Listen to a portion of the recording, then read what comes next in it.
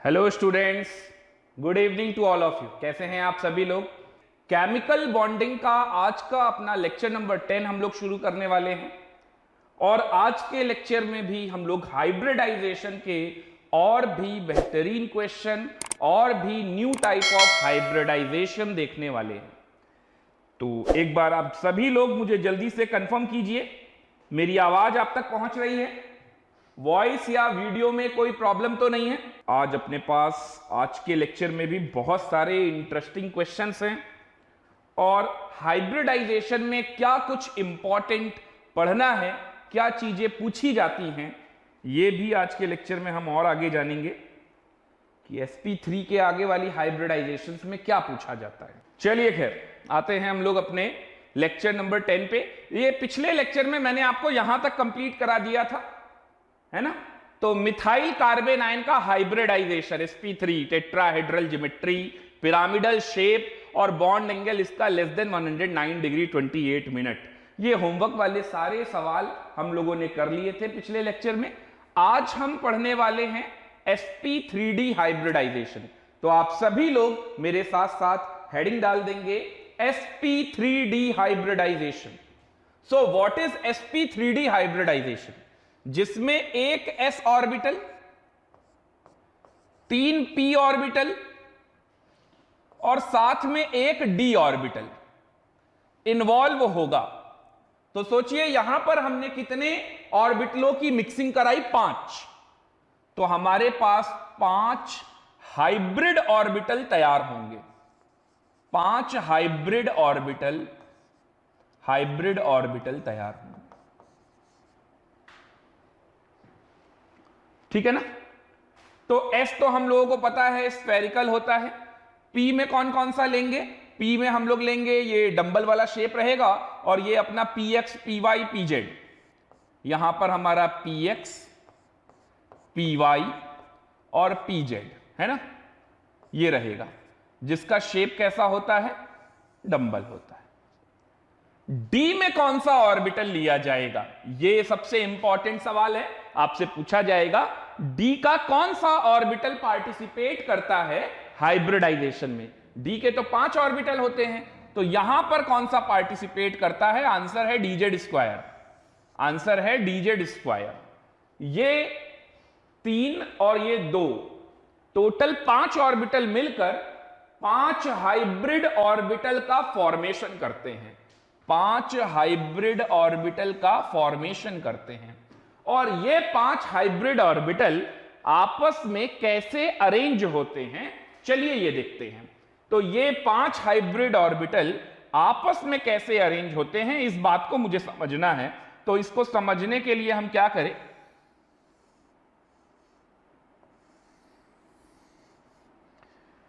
ये देखिए, planar trigonal जैसा कुछ बनेगा।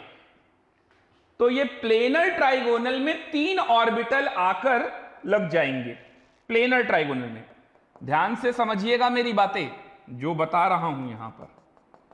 प्लेनर ट्राइगोनल में 3 हाइब्रिड ऑर्बिटल ऐसे अरेंज होंगे, जिनकी वजह से जो एंगल बनेगा वो बनेगा 120 डिग्री।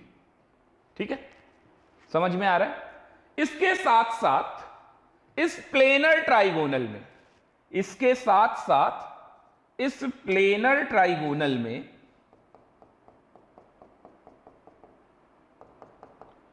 ऊपर की तरफ और नीचे की तरफ, यानी आप कह सकते हैं कि यहां पर एक एक्सिस लगाई जाए। जैसे मान लीजिए बोर्ड वाले प्लेन में अगर हमारा प्लेनर ट्राइगोनल बन गया, तो इस प्लेन के आगे आपकी तरफ और इस प्लेन के पीछे, है ना, 2 हाइब्रिड ऑर्बिटल अपने को और जोड़ देने हैं।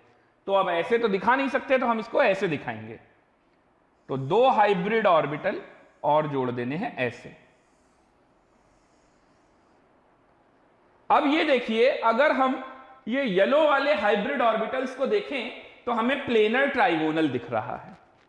और अगर इस ऊपर से व्हाइट वाले को इस तीनों से ज्वाइन कर दें तो एक पिरामिड बनता दिखाई दे रहा है ऊपर से, और ऐसा ही एक पिरामिड बनता दिखाई दे रहा है नीचे से।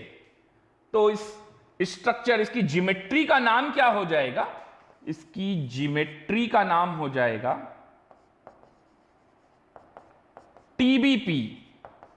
टीबीपी का मतलब ट्राइगोनल बाय पिरामिडल। तो आपको कोई भी चार्ट रटने की जरूरत नहीं है, ठीक है ना? आप खुद सोचिए, अगर आपने प्लेन में ट्रायंगल टाइप का ट्राइगोनल प्लेनर बना दिया और एक एक्सिस के ऊपर यहां पर एक लोब बना रहे हैं हाइब्रिड ऑर्बिटल और एक नीचे, है ना? तो ये एक्सिस पे लगा रखा है, तो अगर इसको नीचे वाले तीनों से ज्वाइन करेंगे तो ये ऐसा ही तो आएगा। ये देखिए, ये क्या कहलाएगा? पिरामिडल। तो ट्राइगोनल प्लेनर तो है और इसके साथ साथ एक पिरामिड ऐसे और एक पिरामिड नीचे से बन रहा है, तो ट्राइगोनल बाय पिरामिडल इस ज्योमेट्री का नाम हो जाएगा। और बॉन्ड एंगल कितना होगा? तो ट्राइगोनल प्लेनर वाले का तो आपस में बॉन्ड एंगल कितना है? 120 डिग्री। लेकिन अगर ऊपर वाले, जो ऊपर है हाइब्रिड ऑर्बिटल, अगर उसका नीचे वालों से देखेंगे तो वो एंगल कितना आएगा? 90 डिग्री। ठीक है ना? अभी एक एक करके हम लोग सारी बातें समझेंगे, पहले आप यहां तक नोट कर लीजिए। बॉन्ड एंगल 120 डिग्री आएगा और 90 डिग्री आएगा। अभी ये बातों को मैं और समझाता हूं। अभी टीबीपी समझ में आ रहा है कि नहीं आ रहा है? डी का कौन सा ऑर्बिटल पार्टिसिपेट कर रहा है? DZ square. चलिए ये भी जानते हैं कि ऐसा ही क्यों हुआ कि डीजेड स्क्वायर ही पार्टिसिपेट करेगा, डी में कोई और ऑर्बिटल पार्टिसिपेट क्यों नहीं करेगा। इसके लिए हम एक एग्जांपल ले लेते हैं जो कि sp3d हाइब्रिडाइजेशन को शो करे, तो अपने को और ज्यादा आसानी के साथ समझने में और आसानी मिल जाएगी, सारी बातें हम और अच्छे से समझ सकते हैं। पहले तो आप यहां तक जल्दी से नोट कीजिए। चलिए आगे बात करते हैं। तो अब हमें जानना है कि ये डी का डीजेड स्क्वायर ही क्यों। उससे पहले एक सवाल और समझ लीजिए, परसेंटेज ऑफ डी कितना होगा? Percentage of D character, percentage of D character कितना होगा? मैंने आपको हाइब्रिडाइजेशन में स्टार्टिंग में भी बताया था, हर ऑर्बिटल का बराबर बराबर परसेंटेज होता है, लेकिन अगर आप ओवरऑल पी का देखेंगे तो अगर उसके ऑर्बिटल ज्यादा हैं तो ज्यादा परसेंटेज आएगा। तो परसेंटेज ऑफ डी कैरेक्टर कैसे निकालेंगे? भाई एक ऑर्बिटल पार्टिसिपेट कर रहा है और टोटल कितने हैं? 5, है ना? तो परसेंटेज कितना हो गया भाई? 20%। 20% डी कैरेक्टर है। डी कैरेक्टर कितना है? 20%। एस कैरेक्टर भी कितना है? 20%। ये भी कितना होगा? 20। ये भी कितना होगा? 20। ये भी कितना होगा? 20, है ना? तो पी कैरेक्टर टोटल कितना बन जाएगा? 60%। 60 और 20 80 और 20 100। क्लियर हुआ? चलिए आगे बढ़ते हैं। तो अब हम लोग एग्जाम्पल लेते हैं। PCl5 हेडिंग डालेंगे आप सभी लोग। Example number 1 PCl5। चलिए इसमें सब कुछ समझते हैं। फास्फोरस हमारा सेंट्रल एटम है, तो नाइट्रोजन के जस्ट नीचे रखा हुआ है, तो इसका मतलब इसकी आउटर मोस्ट शेल में कितने इलेक्ट्रॉन है? 5, है ना? तो इसका कॉन्फ़िगरेशन कितना आएगा? 3s2 3p3। 3s2 3p3 समझ में आया? 3s2 3p3, नाइट्रोजन का 2s2 2p3, तो फास्फोरस का 3s2 3p3। 3 में डी खाली होता है क्या? बिल्कुल होता है, 3 में डी खाली है। चलिए कितने हमारे पास बॉन्ड बनाने हैं? तो हमारे पास कितने Cl हैं? 5 Cl हैं, ठीक है?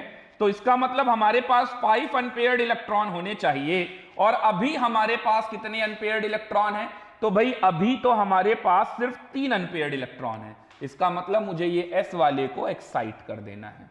तो अगर मैं S वाले को एक्साइट करूंगा तो ये देखिए, ये यहां पर हो गया, ये 3 ऑर्बिटल यहां पर आ गए, 3 ऑर्बिटल में इलेक्ट्रॉन, और एक ये यहां आ गया, ठीक है? तो अब देखिए ये 5 सिग्मा बॉन्ड बन जाएंगे।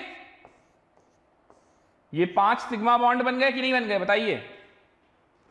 तो हाइब्रिडाइजेशन में सेंट्रल एटम के कौन कौन से ऑर्बिटलों ने पार्टिसिपेट किया? एक S, 3p और एक D। तो इस वजह से हाइब्रिडाइजेशन क्या हो गई, sp3d। और ये d का कौन सा ऑर्बिटल है, ये वाला, हम d का dz स्क्वायर ले रहे हैं, इसके बारे में मुझे बताना है, ठीक है। अब आप कहेंगे आपने तो कहा था स्ट्रक्चर ऑफ एटम में dz स्क्वायर यहां बनता है। अरे सबकी एनर्जी बराबर है, कोई भी कहीं भी आ सकता है, ये सिर्फ जेई मेन और नीट के लिए बताया था, m बराबर 0 dz स्क्वायर के लिए होता है, ठीक है। चलिए हाइब्रिडाइजेशन के बाद आते हैं जिमेट्री। जिमेट्री क्या है, ट्राइगोनल बायपिरामिडल, शॉर्ट में क्या बोलेंगे, टीबीपी। शेप, शेप, शेप क्या होगी, यही होगी, क्योंकि लोन पेयर तो आया ही नहीं, तो टीबीपी ही होगी। वो कैसे, स्ट्रक्चर बनाइए, खुद जान जाइए।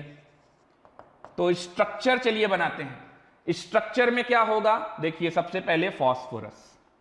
अब D में dz स्क्वायर ही क्यों लेते हैं, अब उसका जवाब सुनिए। PCl5 आपको बनाना है, फास्फोरस है सेंट्रल एटम, और फास्फोरस के 5 हाइब्रिड ऑर्बिटल देखिए ऐसे अरेंज हैं, है या नहीं। तो अब Cl के 5 ऑर्बिटल्स उसके साथ शेयरिंग करेंगे, तो लोब डायग्राम नहीं बनाने जा रहा हूं मैं, सीधा बॉन्ड स्ट्रक्चर बना रहा हूं। तो देखिए फास्फोरस में 3 Cl तो ऐसे लग जाएंगे, और ये कैसा शेप बना रहे हैं, ये बना रहे हैं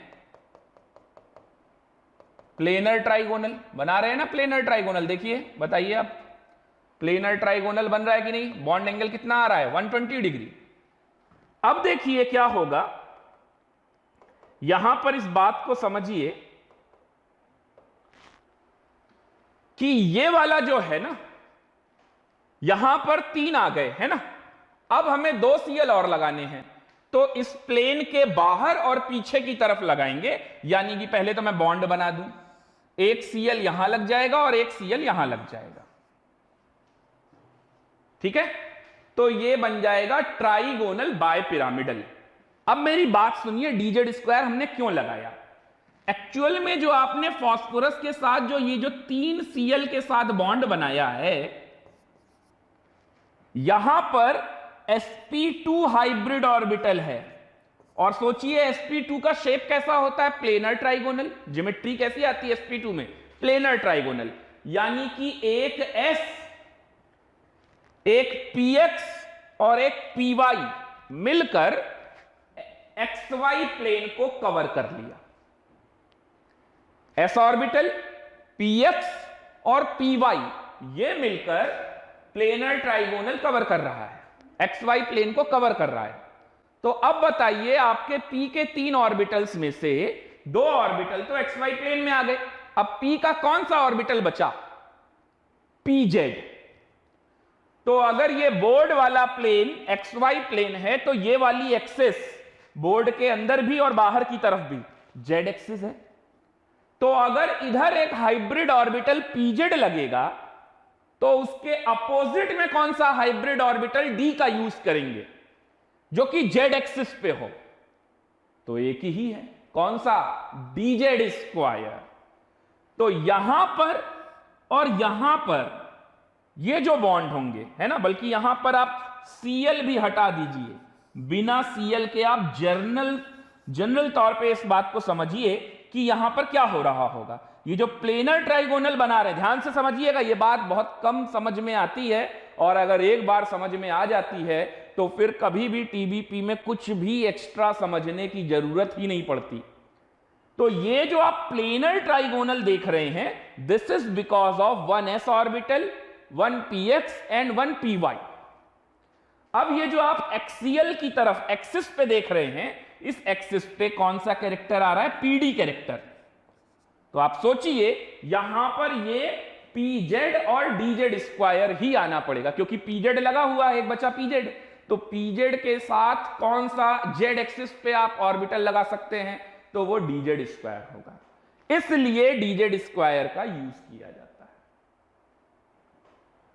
कुछ भेजे में बात गई, हां, यहां तक समझ में आया। अभी बहुत कुछ समझाना है इसी को लेकर, पहले आप रिजल्ट लिख लीजिए।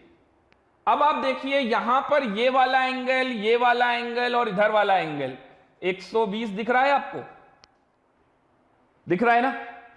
और अब सोचिए ये जो Cl ऊपर की तरफ है वो इसके साथ और इसके साथ कितना बनाएगा 90 डिग्री। तो बॉन्ड एंगल कितना आ जाएगा 120 degree, 90 degree, 120 degree and 90 degree bond angle आ जाएगा। अगर मैं ये ClP और Cl की बात करूं तो बॉन्ड एंगल कौन सा आ जाएगा 180 डिग्री, 180 डिग्री आ जाएगा। समझ में आ रहा है। तो ये ClPCl ये वाला बॉन्ड एंगल कितना है 180 डिग्री, ये वाला बॉन्ड एंगल 180 डिग्री है। समझ गए।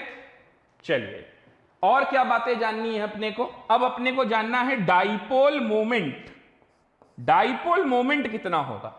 तो देखो भाई ये तो 120 डिग्री है तो Cl का रिजल्टेंट भी Cl आएगा और ये Cl को कैंसिल कर देगा और ये ऊपर वाला Cl नीचे वाले Cl को कैंसिल कर देगा। तो म्यू बराबर क्या हो जाएगा 0, म्यू बराबर क्या हो जाएगा 0।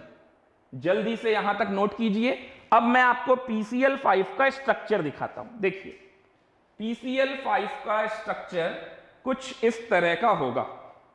ये होगा कुछ PCl5 का स्ट्रक्चर, ये इस तरह से। ठीक है। अब देखिए ये वाला Cl, ये वाला Cl और ये वाला Cl ये प्लेनर ट्राइगोनल बना रहे हैं। देखिए ये प्लेनर ट्राइगोनल बन रहा है और इनके बीच का एंगल भी आप देख सकते हैं 120 डिग्री। दिख रहा है सभी को 120 डिग्री बॉन्ड एंगल आएगा। तो ये वाला और ये वाला ये तीनों से तो क्या बन जाएगा प्लेनर ट्राइगोनल। यहां पर S, Px और Py इसमें यूज हो गया। अब ये ऊपर की तरफ एक हाइब्रिड ऑर्बिटल लगा हुआ है Pz, तो नीचे की तरफ D में कौन सा ऑर्बिटल ऐसा ले ले जो Z एक्सिस पे है dz²। तो ये वाला बॉन्ड और ये वाले बॉन्ड पे PD कैरेक्टर दिखाया जा रहा है जैसा कि यहां पर मैंने बताया। तो यहां पर PD कैरेक्टर दिखाया जा रहा है और यहां पर sp2 कैरेक्टर दिखाया जा रहा है। ऐसा एक्सप्लेन क्यों कर रहा हूं, इतना ओपन करके क्यों बता रहा हूं, क्योंकि अब ऐसे ही सवाल आपको मिलने वाले हैं। जब आप और अच्छे लेवल के सवाल लगाएंगे तो आपको ऐसे ही सवाल मिलेंगे। ठीक है। तो अब आपने यहां पर Cl और यहां पर Cl एक और लगा दिया। इस पोजीशन को बोलते हैं, ये बॉन्ड दिख रहा है आपको ये एक्सिस पे और ये वाली एक्सिस पे, इस पोजीशन को बोलते हैं एक्सियल पोजीशन। इनको क्या बोलते हैं एक्सियल पोजीशन। ये देखिए ऊपर वाली और जस्ट इसके नीचे वाली। और ये जो प्लेनर ट्राइगोनल बना रहे हैं इन पोजीशंस को हम बोलते हैं इक्वेटोरियल पोजीशन। इनको क्या बोलते हैं इक्वेटोरियल पोजीशन। ये लिख भी लीजिए, इस पोजीशन को बोलते हैं इक्वेटोरियल पोजीशन। इक्वेटोरियल पोजीशन ये वाली भी यही है। ठीक है। और इस पोजीशन को क्या बोलते हैं एक्सियल पोजीशन।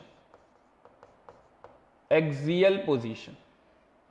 तो ये एक्सियल पोजीशन हो गई, ये वाली और ये इक्वेटोरियल तीन। अब बॉन्ड एंगल आपको कितने दिख रहे हैं, बॉन्ड एंगल ये वाला तो 120 डिग्री दिख रहा है। अब देखिए अगर 90 इधर ऑब्जर्व ना कर पा रहे हो तो इधर तो आपको साफ साफ दिखाई देगा। अब देखिए ये Cl, ये P और ये Cl के बीच में ये वाला एंगल देखिए, दिख रहा है क्या आपको? ये 90 डिग्री नहीं दिख रहा है? ये आपको 90 डिग्री नहीं दिख रहा है? समझ में आया कि नहीं आया? चलिए बताइए कितने 120 डिग्री होंगे? 120 डिग्री वाले बॉन्ड एंगल कितने और 90 डिग्री वाले बॉन्ड एंगल कितने बताइए। PCl5 में कितने 120 डिग्री और कितने 90 डिग्री? कमेंट बॉक्स में जल्दी से टाइप कीजिए अपना आंसर।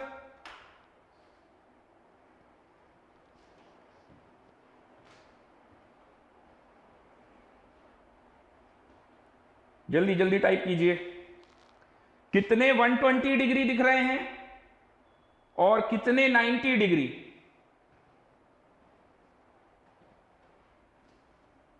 बताइए।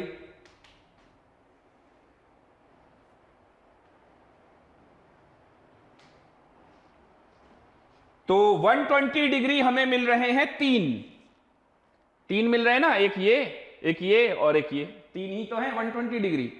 और 90 डिग्री कितने मिलने वाले हैं? ऊपर वाले से देखा जाए तो ये Cl, ये Cl, ये Cl 3 और नीचे वाले से भी तो 6। ठीक है, 90 डिग्री 6। क्लियर हुआ? नहीं क्लियर हुआ तो एक बार फिर से देख लो। अगर आपको नहीं क्लियर हो पाया तो एक बार फिर से देख लीजिए, ये अब आपको क्लियर हो जाएगा। ये देखिए इस तरह से 90 डिग्री गिन लीजिए, मिल रहा है 6। ऊपर वाले से इन तीनों पे 3 और नीचे वाले से इन तीनों पे 3, तो 6 मिल जाएंगे 90 डिग्री। मेरे ख्याल से इतनी बातें काफी हैं आपको ये बात समझाने के लिए। ओके, यहां तक क्लियर हुआ? चलिए तो फिर आगे बढ़ते हैं, इसके आगे बढ़ते हैं। यहां तक सबको समझ में आ गया? ये था PCL5 का एग्जाम्पल। अब इसी में लोन पेयर लगा लगा कर अपने से पूछे जाएंगे एग्जाम्पल और क्वेश्चंस बनते जाएंगे। अब ट्रेंड और सिनेरियो कुछ ऐसा रहेगा।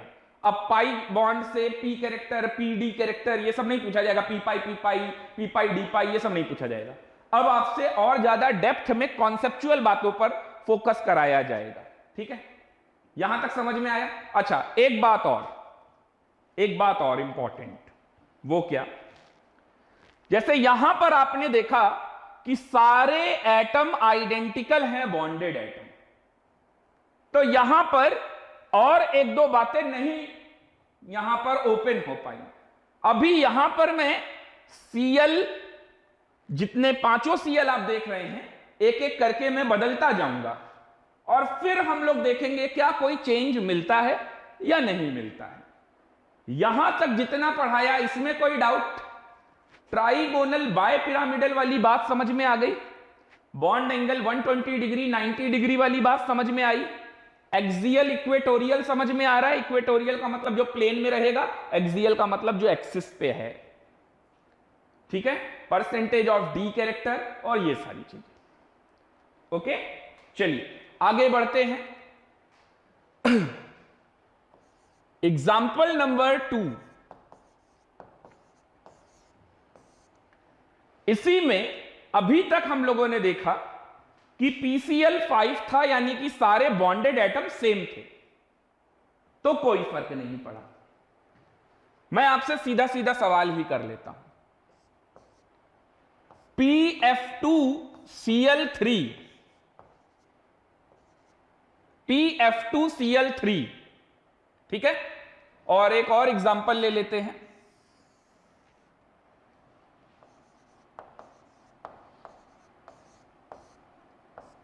PF3Cl2, बताइए इसका स्ट्रक्चर कैसा बनेगा? इतनी बात सिर्फ बता दीजिए, स्ट्रक्चर कैसा बनेगा। या फिर दूसरे तरीके से मुझे यह बता दीजिए, इनमें से, इन दोनों में से किसका डाइपोल मोमेंट 0 है? PF2Cl3 का या PF3Cl2 का? डाइपोल मोमेंट किसका 0 है? किसी एक का या दोनों का या किसी का नहीं? तो यह बात आपको तभी समझ में आ पाएगी जब आप स्ट्रक्चर बनाएंगे। अब जो मैं बोलने वाला हूं, अब जो मैं आपको बताने वाला हूं, लोग इसे बेंट रूल कहते हैं। Bent rule. हालांकि मुझे यह सब समझाने के लिए नाम लेने की कोई जरूरत नहीं है, लेकिन आपसे कोई अगर अलग से पूछे कि बताओ बेंट रूल क्या होता है, तो आपको यह ना लगे यार ये चीज तो हम नहीं सुन रहे हैं, हमने तो पढ़ाया ही नहीं गया। बेंट रूल क्या होता है? पढ़ाया आपको सब कुछ जा रहा है ना? तो बेंट रूल के अकॉर्डिंग मैं आपको सारी बातें बता रहा हूं। तो बेंट रूल भूल जाइए, सिर्फ ये समझिए कॉन्सेप्ट क्या है। बाद में इसी कॉन्सेप्ट को क्या कहते हैं? बेंट रूल, ये जान लीजिएगा, ये लिख लीजिएगा। तो PF2Cl3 और PF3Cl2 का अगर स्ट्रक्चर बना ले गए सही, तो इसका मतलब आपको बेंट रूल के बारे में आइडिया लग गया। चलिए बताता हूं। फास्फोरस को सेंटर में रखना है और ये 5 बॉन्ड है, किसको कहां लगाएं यही जानना है। यहां पर भी फास्फोरस को सेंटर में रखा और 5 बॉन्ड लगाने हैं, किसको कहां लगाया जाए। अच्छा, तो ऐसा लगता है, ऐसा क्या लगता है, सीधा स्ट्रक्चर ही बनाते हैं यार, है ना। क्या स्ट्रक्चर, मैं थोड़ा खेलना चाहता हूं आप लोगों के साथ, आप लोग भी देखो कि आप लोगों का दिमाग, आप लोगों का भेजा कितना चलता है।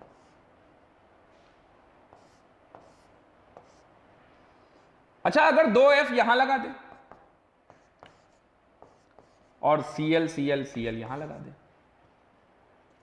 हो सकता है। किसी ने कहा कि ऐसा नहीं करते हैं, ऐसा करते हैं कि 2F यहां लगा देते हैं। अच्छा, और बाकी के 3 Cl कहां लगा दें? 2F यहां लगा दी और बाकी के 3 Cl यहां लगा देते हैं। ओके, तो अब इनमें से कौन सा सही है कौन सा गलत है बताइए, या दोनों सही हैं? दोनों तो नहीं सही होने चाहिए ना, क्योंकि ये इक्वेटोरियल पर हमने क्या लगाया, Cl, और एक्सियल पे क्या लगाया, F, PF2Cl3, और यहां पर इक्वेटोरियल पे F लगा दिया और एक्सियल और इक्वेटोरियल करके ऐसा लगा दिया। चलिए यहां पर भी ऐसे ही कुछ सोचते हैं, कौन सा सही है कौन सा गलत है ये देखना है। आप लोग भी दिमाग दौड़ाइए, क्या होगा, PF3Cl2, PF3Cl2 का मतलब एक 3F ऐसे बना दें और 2 Cl ऐसे लगा दें, क्या ऐसा कुछ, या 2F 3F लगाने हैं तो 3F ऐसे लगा दें और 2 Cl ऐसे लगा दें, ऐसा कुछ, कौन सा सही होगा? ऐसे सवाल आपको परेशान करेंगे क्योंकि ये अब अच्छे लेवल के सवाल हो गए। तो कौन सा सही है और कौन सा गलत है, आइए देखते हैं। अगर इन दोनों की बात करें PF2Cl3 की, PF2Cl3 की, तो ये करेक्ट है और ये रॉन्ग है, ये गलत है, ये वाला स्ट्रक्चर सही है। इस हिसाब से इसका डायपोल मोमेंट क्या हो जाएगा, 0। ये दोनों Cl से यहां Cl से रिजल्टेंट जाएगा और ये Cl Cl कैंसिल और ये FF कैंसिल, ये गलत स्ट्रक्चर है। अच्छा, इन दोनों में कौन सा सही होगा, मतलब ये Cl Cl Cl, अच्छा ऐसे बना दिया जाए और ये ऐसे बना दिया जाए, यहां पर फिर कौन सा स्ट्रक्चर होगा सही, तो यहां पर तो ये वाला स्ट्रक्चर सही होना चाहिए, F F F Cl Cl, है ना, लेकिन यहां पर ये वाला गलत है और ये वाला करेक्ट है। डिजाइन नहीं बनानी है, आपको सोचना पड़ेगा। अब ये सोचना क्या पड़ेगा और किस तरह से ये स्ट्रक्चर सही बना है, इस बारे में मैं आपको बताने जा रहा हूं। देखिए, ये जो भी मैं आपको बता रहा हूं, मैंने पहले ही आपको बोला बेंट रूल के नाम से बहुत प्रसिद्ध है ये, और इसीलिए मैंने आपको कॉन्सेप्चुअल बातें बताई। मैंने आपको क्या बताया, देखिए, मैंने आपको बताया कि ये जो 3 बॉन्ड इक्वेटोरियल के होते हैं, ये sp2 होता है, s px py कवर करता है, और यहां पर क्या होता है, pd कैरेक्टर। तो सोचिए, अगर ये वाला sp2 sp2 sp2 होता है और ये वाला pd होता है, pd, समझ रहे हो ना, ये वाला pd होता है, तो इसका मतलब ये रहा कि यहां पर s कैरेक्टर क्या है, 0, और यहां पर भी s कैरेक्टर क्या है, 0, जबकि इन तीनों में s कैरेक्टर है। समझ में आ रहा है? अब याद करो हाइब्रिडाइजेशन का पहला दिन, जब मैं आपको खूब सारे पॉइंट्स समझा रहा था, तो लास्ट में मैंने आपको ये सारे पॉइंट्स भी बताए थे कि जैसे जैसे s कैरेक्टर बढ़ेगा वो लोब थिक होगा और छोटा होगा, और जैसे जैसे p कैरेक्टर बढ़ेगा s कैरेक्टर कम होगा, वैसे वैसे लोब थिन होगा और लॉन्गिविटी बढ़ेगी। तो यहां के जो हाइब्रिड ऑर्बिटल होंगे वो पतले होंगे और लंबे होंगे, लॉन्गिविटी उनकी ज्यादा होगी, और यहां के जो हाइब्रिड ऑर्बिटल होंगे वो थोड़े मोटे होंगे, बल्की होंगे, थिक होंगे, है ना। अब आप ये कहेंगे कि सर यहां पर तो sp2 है, तो यहां पर तो p उससे भी ज्यादा है, बिल्कुल, लेकिन यहां s भी है, और जबकि वहां s है ही नहीं, तो एस कैरेक्टर के कम होने से, पी कैरेक्टर के बढ़ने से लोब थिन होता है और लॉन्गिविटी बढ़ती है। लोब थिन होता है और लॉन्गिविटी बढ़ती है। पहली बात समझ में आई आपको? तो ये जो जहां जहां पीडी लिखा है वहां पर लोब कैसा होगा? थिन और लॉन्ग, और यहां पर लोब कैसा होगा? थिक। यानी ये कुछ ऐसा बनेगा,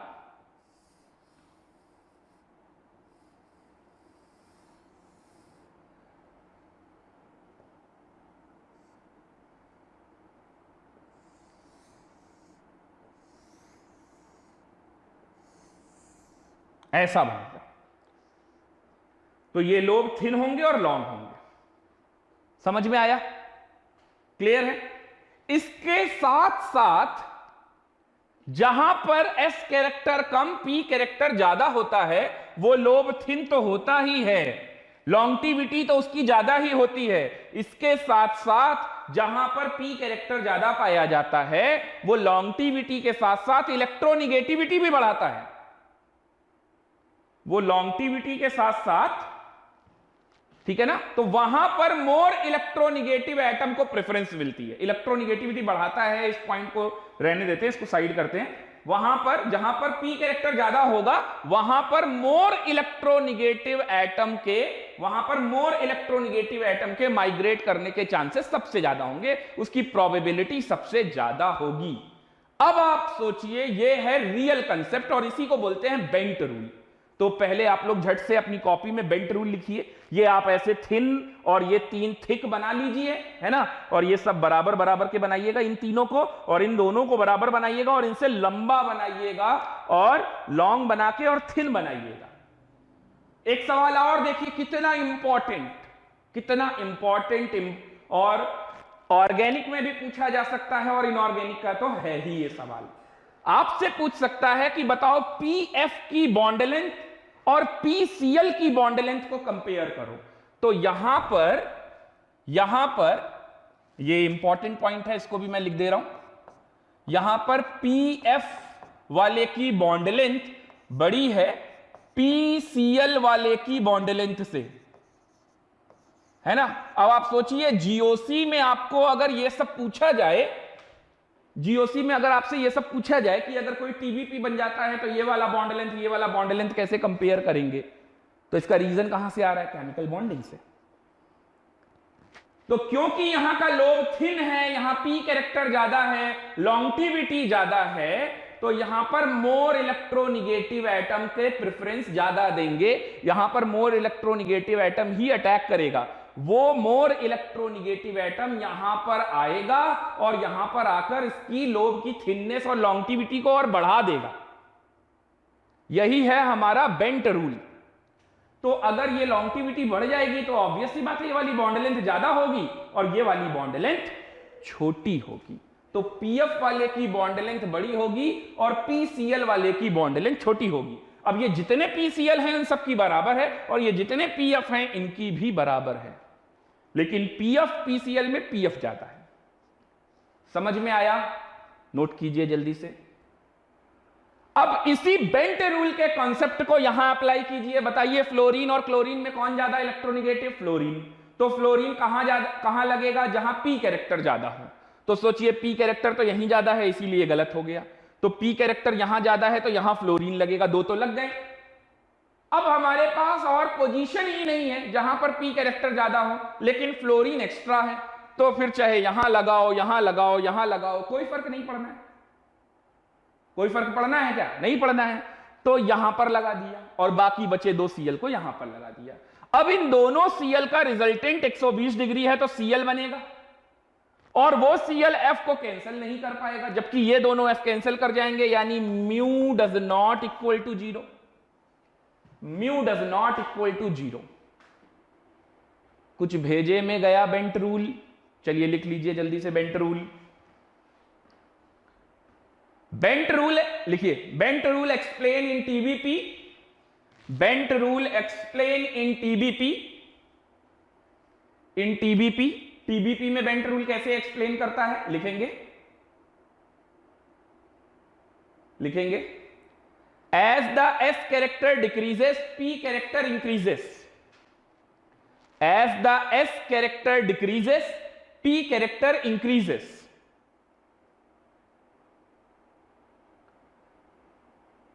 Lobe become thin.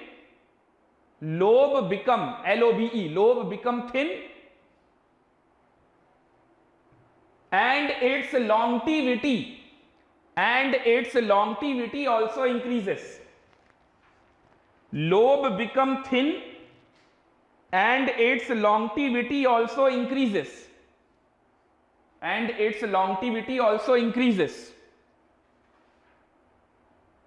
लिखा? As well as more electronegative atom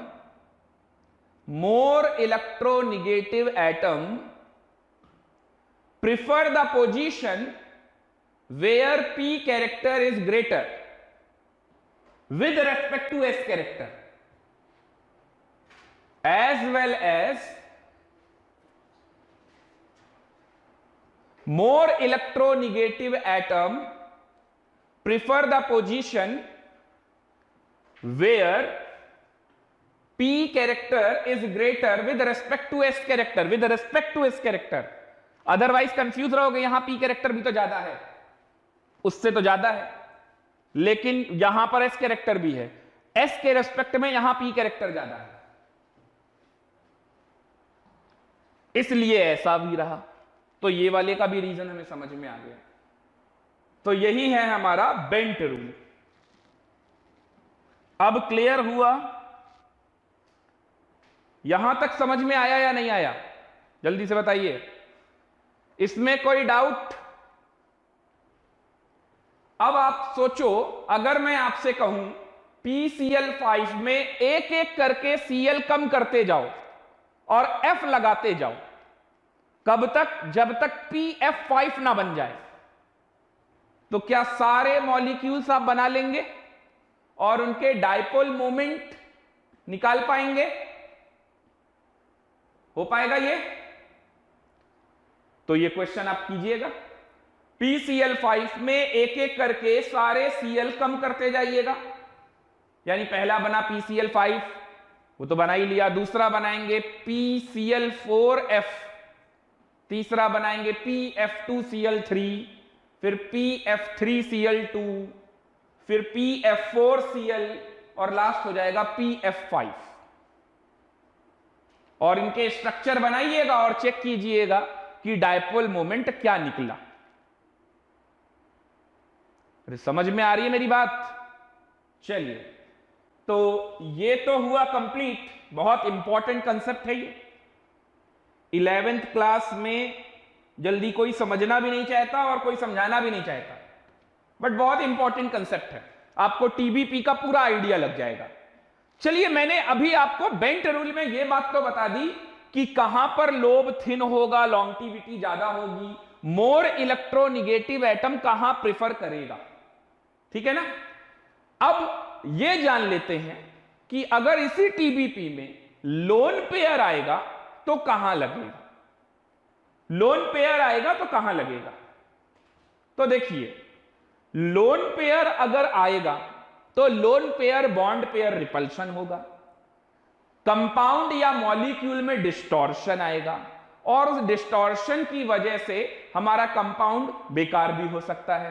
तो लोन पेयर अगर आया है, डिस्टॉर्ट हो रहा है अगर शेप, तो लोन पेयर को कहां रखा जाए? लोन पेयर को वहां रखा जाए जिससे कि वो कम से कम रिपल्शन दे। रिपल्शन तो देगा ही, लेकिन ऐसी जगह पे रखा जाए जहां पर कम से कम रिपल्शन दे। तो मेरी एक बात बिल्कुल अच्छे से सुन लीजिए और उसी को हमेशा फॉलो कीजिएगा, आपका सवाल कभी भी गलत नहीं होगा। जब कभी भी किसी स्ट्रक्चर में, किसी कंपाउंड में, ना सिर्फ टीबीपी, हर एक के लिए, जब कभी भी किसी स्ट्रक्चर में, किसी ज्योमेट्री में अगर लोन पेयर आएगा तो लोन पेयर हम कहां रखेंगे? जहां पर बॉन्ड एंगल ग्रेटर होगा। लोन पेयर हमेशा कहां रखेंगे? ग्रेटर बॉन्ड एंगल पे। क्यों रखेंगे? ताकि रिपल्शन कम लगे।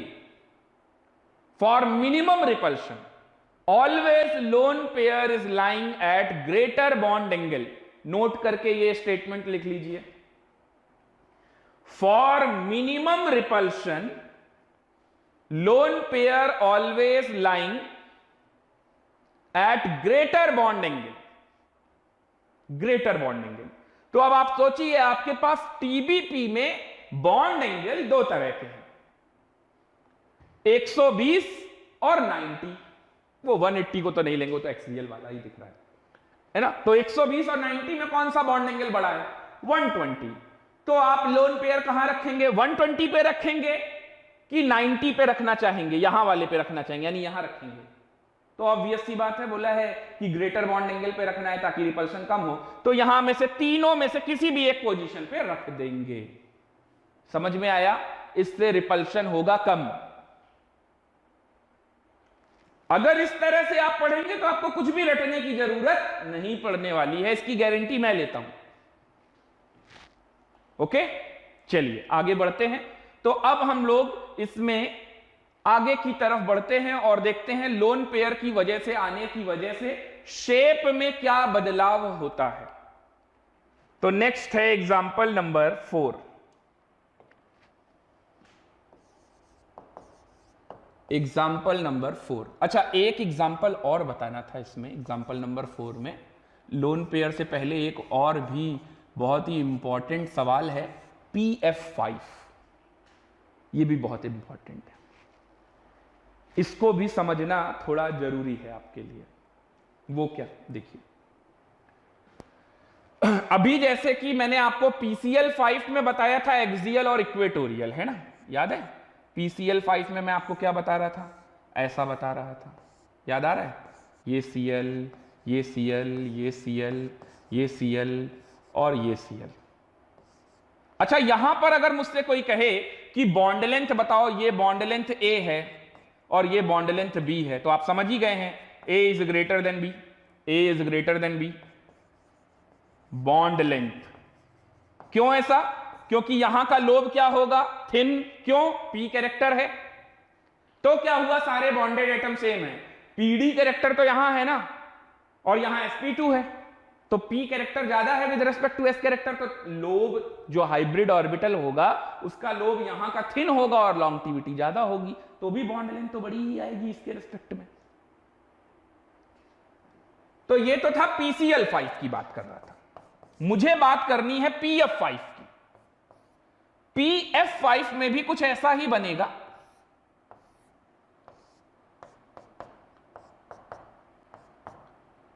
PF5 में भी कुछ ऐसा ही बनेगा। ध्यान से सुनिएगा मेरी बात, बहुत इंपॉर्टेंट है। यह सवाल आपको एडवांस लेवल तक में पूछा जा सकता है, और सिर्फ इसीलिए पूछा जाएगा क्योंकि टीचर्स को यह पता होगा, जो भी पेपर बनाएगा उसको यह पता होगा कि बच्चे 99.99% बच्चे गलत लिख के आएंगे। यानी अगर मुझे आपको -1 देना है तो मैं आपसे यह सवाल पूछ लूंगा। PCL5 पढ़ा दिया, सबने पढ़ाया, और एग्जाम में आ गया PF5, और सब बच्चे गलत करेंगे। क्यों? क्योंकि वो तो ऐसा ही लिखेंगे, जबकि यहां ऐसा नहीं है। यहां पर PF5 में अगर ये बॉन्ड लेंथ A है और ये बॉन्ड लेंथ B है, तो मेरा कहना है A बराबर B, और मेरा ही नहीं सभी का यही कहना है, A बराबर B। बॉन्ड लेंथ यहां पर सब सेम होगी, यहां तक कि PF5 में नो वन एक्सियल और इक्वेटोरियल, एक्सियल या इक्वेटोरियल होता ही नहीं है। किस में नहीं होता? सिर्फ PF5 में नहीं होता है, बाकी सब जगह लिखेंगे, PF5 में नहीं लिखेंगे। क्यों भाई, ये कौन सा स्पेशल केस है ऐसा?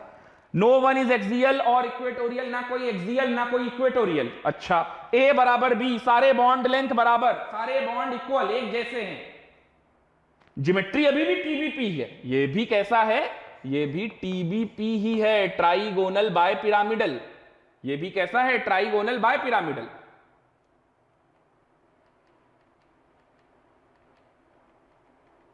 कहां गया भाई? अभी तो बहुत कुछ लिख दिया था यार, यहाँ पर सब गायब हो गया, जादू हो रहा है।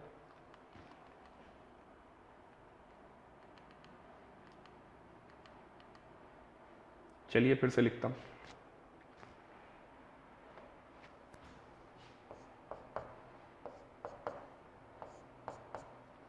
ये भी TBP है, ठीक है। अच्छा यहां कुछ गड़बड़ हो रहा है, और ये अगर बॉन्ड लेंथ है, ये B है, तो A बराबर B है। अब ऐसा हुआ क्यों TBP में, PF5 में आखिर ऐसा क्यों हुआ? देखिए ऐसा इसलिए हुआ क्योंकि मैं आपको एग्जैक्ट रीजन इसका बता देता हूं, PF5 में आखिर ऐसा क्यों हो रहा है। PF5 में ये जो फ्लोरीन है ना, ये सब आपस में जितनी देर में इनको डिटेक्ट किया जाएगा, उससे भी कम टाइम में ये आपस में एक दूसरे के साथ अपनी पोजीशन बदल लेते हैं, ठीक है। इनको डिटेक्ट करने के लिए जो कॉन्सेप्ट है उसे बोलते हैं NMR, nuclear magnetic resonance, NMR, जिसका 12th और 12th pass out, JEE main, JEE advance, NEET से कोई लेना देना नहीं है। NMR, ESR, ये सब चीजें रिजल्ट को डिटेक्ट करने के लिए होती हैं, और ये सब चीजें पोस्ट ग्रेजुएशन में पढ़ाई जाती है, MSc लेवल पे पढ़ाई जाती है, ठीक है। तो NMR इसको रीड करता है कि इसमें कौन सी बॉन्ड लेंथ कहां जा रही है, कहां नहीं जा रही, किसकी पोजीशन कैसी है। तो वो एपरेटस भी, उससे भी हम NMR की मदद से भी हम, NMR एक कॉन्सेप्ट है, एपरेटस नहीं, NMR कॉन्सेप्ट की मदद से भी हम इसको रीड आउट नहीं कर पाएंगे, क्योंकि उससे भी कम टाइम में ये क्या करता है, अपनी पोजीशन को इंटरचेंज कर लेता है। और इसको बोलते हैं, इस कॉन्सेप्ट को बोलते हैं अपनी पोजीशनिंग को चेंज करना, ताकि कोई रीड आउट ना कर पाए। इसको बोलते हैं pseudo rotation. Pseudo rotation, rotation तो हो रहा है लेकिन वो NMR से डिटेक्ट नहीं हो पा रहा है। तो आपको खैर इतना ज्यादा डेप्थ में नहीं जाना है, आपको सिंपली रीजन लिखना है। A बराबर B आया, all bonds are identical, no one is axial, no one is equatorial. लिख लीजिए, no one axial, no one equatorial, all bonds are equal. This is because of pseudo rotation. This is because of pseudo rotation. लिखिए जल्दी से, this is because of pseudo rotation. अब pseudo rotation का मतलब लिख लीजिए,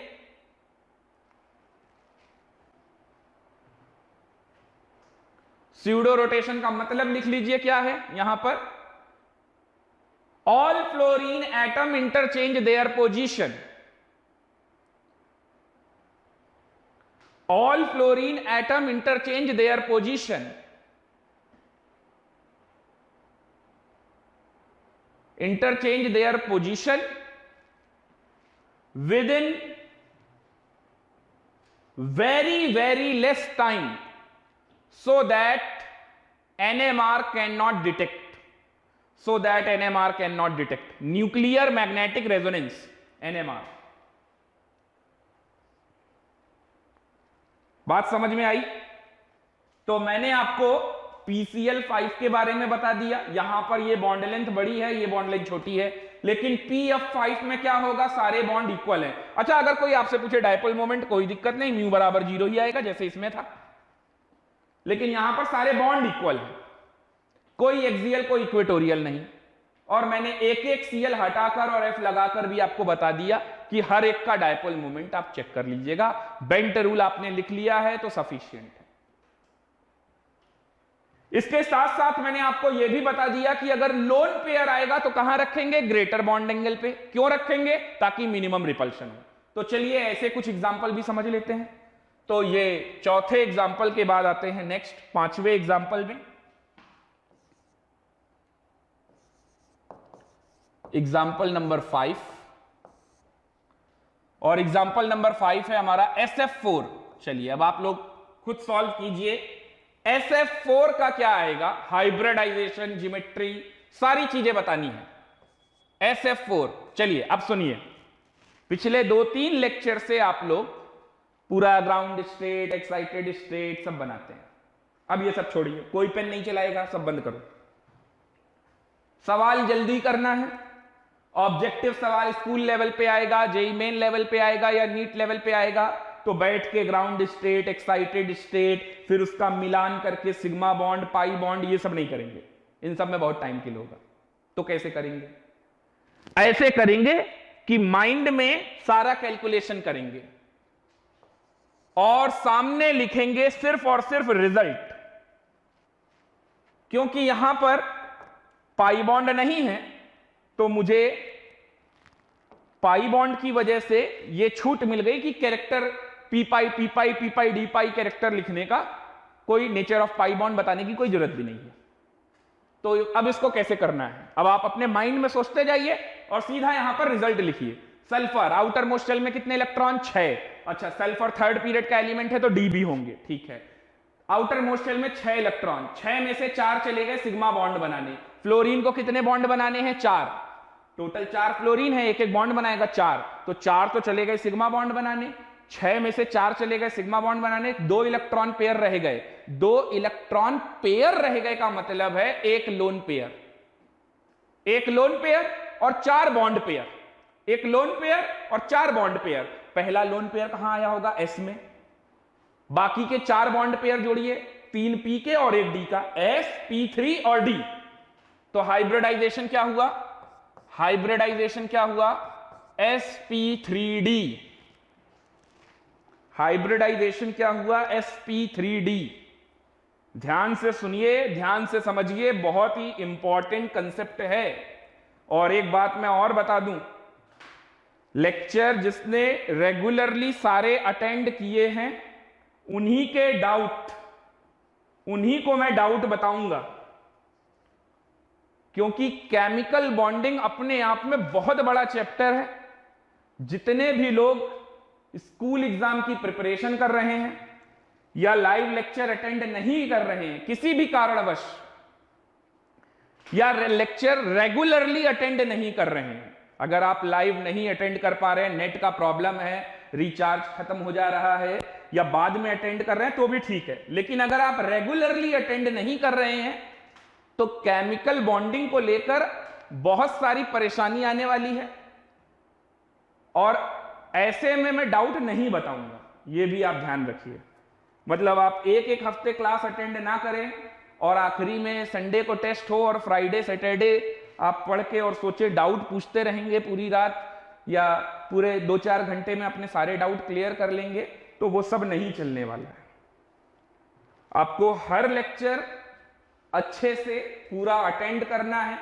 जितने भी डाउट हैं, मैं इसीलिए आप लोगों से बोलता हूं कि लाइव अटेंड करेंगे तो क्या होगा, जितने डाउट होंगे वो तुरंत पूछेंगे।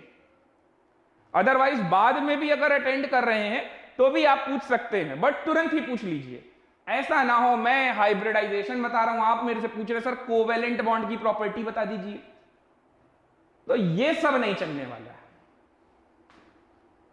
ओके, तो ऐसी प्रॉब्लम अगर आएगी तो भाई वो आप ही को देखना पड़ेगा, उसके लिए आप ही जिम्मेदार हैं, मैं पहले से ही बता रहा हूं। तो कैलकुलेट कर लिया, माइंड में ही समझ में आ गया, sp3d हाइब्रिडाइजेशन होगा। अब क्या है, अब तो ज्योमेट्री आ गई। ज्योमेट्री क्या होगी इसकी? टीबीपी।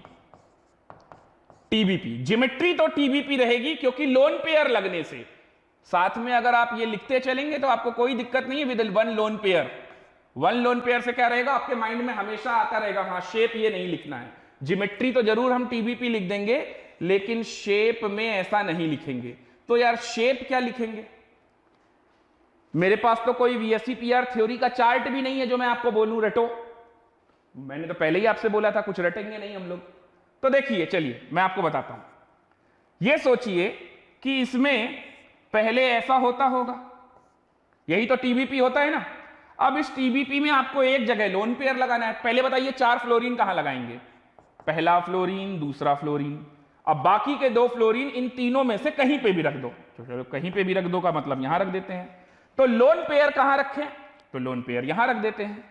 तो हटाते हैं और इसको यहां पर हम लोन पेयर रख देते हैं। अब आप देखिए, चाहे ऐसे लगाओ या ऐसे करके लिखो, कोई दिक्कत नहीं है। ये भी तो हाइब्रिड ऑर्बिटल है ना, जिसमें लोन पेयर है। ऐसे लिखो। अब आप देखो, चाहे ऐसे बना दो और या फिर इसको ऐसे दिखा दो, आपको शेप दिखने लगेगा। कुछ बचपन याद आया? अरे अपना अपना बचपन याद आ रहा है कि नहीं आ रहा है? शेप का नाम क्या है? सीसॉ। सीसॉ शेप, ये ऊपर नीचे, क्लियर हुआ? Seesaw shape. अब बताइए, यहां पर जो लोन पेयर होगा वो इस बॉन्ड पेयर को धक्का देगा कि नहीं देगा? यहां पर जो लोन पेयर होगा वो इस बॉन्ड पेयर को धक्का देगा। तो ये वाला पहले क्या करता था? ये वाला पहले 90 डिग्री बनाता था, अब 90 डिग्री नहीं बना पाएगा। और ये वाला एंगल, इस वाले एंगल का क्या होगा? ये वाला एंगल पहले 120 बनाता था, लेकिन अब ये एंगल लेस देन 120 होगा। तो अब आप बॉन्ड एंगल की जब बात करेंगे तो लिखेंगे लेस देन 120 डिग्री, ये वाला θ1, लेस देन 120 डिग्री θ1। और θ2 को आप क्या लिखेंगे? θ2 मान लीजिए ये वाला है, तो वो लिखेंगे आप less than 90 degree, less than 90 degree. तो less than 120 and less than 90 degree, seesaw shape. अब सोचिए इसका डाइपोल मोमेंट क्या होगा? तो बताइए, इन दोनों का रिजल्टेंट यहां से जाएगा, उसको कैंसिल करने के लिए कोई नहीं है, तो म्यू बराबर does not equal to 0, mu does not equal to 0। तो ये पोलर है। SF4 कैसा है? पोलर, क्योंकि जिसका डायपोल मोमेंट 0 आ गया वो नॉन पोलर, जिसका नहीं आया वो 0 नहीं आया वो पोलर है। SF4 क्या आप सभी को क्लियर हुआ? अब आप बताइए, यहां पर मैंने सिर्फ रिजल्ट लिखा, कोई ground state, excited state, sigma bond bond बना के कुछ नहीं किया, ये सब माइंड में कैलकुलेशन हुआ। बताइए फास्ट होगा कि नहीं होगा? तो इसमें भी जब आपको प्रैक्टिस अच्छी हो जाएगी तो इसमें भी आप लोग आंसर बहुत जल्दी जल्दी निकालेंगे, है ना? बस प्रैक्टिस अच्छी होनी चाहिए। चलिए अगला सवाल कीजिए। तो टीबीपी में एक लोन पेयर आने से क्या हुआ? ज्योमेट्री तो वही रही लेकिन शेप बदल गई, सीसॉ। अगला एग्जाम्पल लिखिए, एग्जाम्पल नंबर 6। एग्जाम्पल नंबर 6 है हमारा ClF3। ClF3, ClF3 example number 6 ClF3 है। तो चलिए जानते हैं हम लोग ClF3। अब ClF3 में क्या करना है? अभी भी मैं कुछ नहीं बनाऊंगा, ग्राउंड स्टेट, एक्साइटेड स्टेट कुछ नहीं बनाऊंगा। बताइए इन दोनों में से सेंट्रल एटम कौन है? क्लोरीन। क्लोरीन की आउटर मोस्ट शेल में कितने इलेक्ट्रॉन? 7, है ना? और क्लोरीन भी थर्ड पीरियड का एलिमेंट है, तो D तो है। ये क्यों बोलता हूं बार बार? ताकि ऐसा ना हो कि सेकंड पीरियड का एलिमेंट हो और आप उसमें सोचिए D है और आपने कुदा दिया, तो गड़बड़ हो जाएगा। N2O जैसे केसेस थे, फंस जाओगे फिर। तो क्लोरीन आउटर मोस्ट शेल में 7 इलेक्ट्रॉन है और सातों अनपेयर्ड हो सकते हैं, बिल्कुल हो सकते हैं, क्योंकि 3 में D होता है। फ्लोरीन कितने हैं? 3 फ्लोरीन के साथ 3 सिग्मा बॉन्ड बन गए, 7 में से 3 तो चले गए सिग्मा बॉन्ड बनाने, तो बचे कितने इलेक्ट्रॉन? 4। 4 का मतलब 2 lone pair, 2 lone pair, 2 lone pair और साथ में 3 बॉन्ड पेयर। तो कितना हो गया? 2 लोन पेयर, एक S और एक P में चला गया, और ये बाकी के 3 कहां चले गए? sp3d बन गया कि नहीं? एक S एक P यहां से बना, 2 लोन पेयर एक S में। देखिए इसको समझिए, एक ये, इसमें से एक ये आएगा, एक ये आएगा, ठीक है? एक लोन पेयर यहां, ये लोन पेयर, ये लोन पेयर, इससे सिग्मा बॉन्ड बनेगा, इससे सिग्मा बॉन्ड बनेगा, एक ये सिग्मा बॉन्ड बनेगा और एक D का ये सिग्मा बॉन्ड बनेगा। समझ आया कि नहीं? अभी आए तो बताइए sp3d हाइब्रिडाइजेशन हुई कि नहीं हुई? हाइब्रिडाइजेशन का नाम sp3d, हाइब्रिडाइजेशन का नाम sp3d। अच्छा, ज्योमेट्री क्या होगी? TBP। ज्योमेट्री क्या होगी? TBP, trigonal bipyramidal. Shape, तो शेप क्या होगी? शेप यहां पर बदल जाएगी। अब देखिए यहां पर आपको 2 लोन पेयर लगाने हैं, तो आप 120 वाले पे ही लगाएंगे, तो 120 वाले कितने पोजीशन है? 3, तो 3 में से किन्हीं भी 2 पे लगा दीजिए। जैसे मान लीजिए मैं यहीं पे लगा दूं, तो ClF3 में F तो यहीं आएगा और एक F और बनाना है तो वो यहां बना देते हैं, और बाकी 2 का क्या आ जाएंगे? Lone pair. ये देखिए, लोन पेयर का मतलब एम्प्टी स्पेस की तरह ट्रीट करना है। तो ये शेप कैसा दिखने लगेगा? ये शेप क्या आपको इंग्लिश का टी नहीं दिखाई दे रहा है? दिखाई दे रहा है या नहीं? अगर दिखाई दे रहा है तो चार्ट क्यों रटें, सीधा बोलेंगे टी शेप। शेप का नाम क्या हो गया? T shape. बॉन्ड एंगल की बात करते हैं। ये लोन पेयर एक दूसरे को धक्का देंगे, तो बाहर से धक्का देंगे तो इनका ये एंगल बढ़ेगा। हालांकि हम इसको एम्प्टी स्पेस लेते हैं। ये लोन पेयर इसको धक्का देगा, ये लोन पेयर इसको धक्का देगा, तो लोन पेयर रिपल्शन है, lone pair bond pair repulsion है। तो इसका मतलब ये सीधा नहीं होगा, ये 90 डिग्री तो नहीं होगा, ये 90 डिग्री से कुछ नीचे की तरफ थोड़ा झुका होगा। ये थोड़ा सा झुका होगा। देखिए ऐसा, जैसे ये देखिए, ये Cl है, ये Cl है और ये 3F है, तो ये 90 डिग्री ना होकर थोड़ा सा ऐसे झुका होगा, तो लेस देन 90 डिग्री, क्योंकि इधर से क्या लग रहा है? Lone pair bond pair repulsion, तो bond angle is less than 90 degree. तो बॉन्ड एंगल को आप क्या बोलेंगे? Less than 90 degree. Bond angle is less than 90 degree. ClF3 समझ में आया? एक लोन पेयर आने पर सीसॉ, 2 लोन पेयर आने पर T shape, bond angle less than 90 degree. क्या डाइपोल मोमेंट एक दूसरे को कैंसिल करेगा? बिल्कुल नहीं। मान लीजिए अगर ये दोनों थोड़ा बहुत एक दूसरे को कैंसिल भी करेंगे तो ये वाला कैंसिल नहीं कर पाएगा किसी को। तो mu does not equal to 90 degree, sorry mu does not equal to 0। 90 क्या, वो तो बॉन्ड एंगल में बता ही दिया। Mu does not equal to 0, dipole moment 0 नहीं होगा, तो ये भी पोलर होगा। ठीक है, एक बात और याद रखिएगा, हर टी शेप को प्लेन पे बनाया जा सकता है, सो इट इज प्लेनर। पूछा जा सकता है ये आपसे पूछा जा सकता है। ClF3 कैसा होता है? प्लेनर। प्लेनर कैसे पहचानेंगे? जो प्लेन पे बना लिया वो प्लेनर, जो प्लेन पे नहीं बना पाए, कुछ बाहर निकल रहा है बॉन्ड, नॉन प्लेनर। यहां तक कोई डाउट, कोई समस्या? यहां तक किसी को कोई डाउट? जल्दी से बताइए, कोई प्रॉब्लम, कोई डाउट? यहां तक कुछ पूछना है? जल्दी देखिए और बताइए।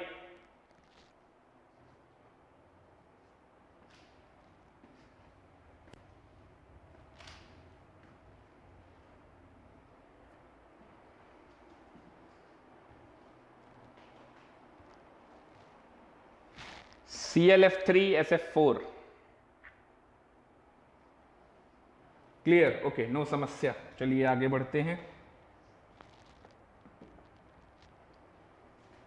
एग्जाम्पल नंबर 7, अगला एग्जाम्पल।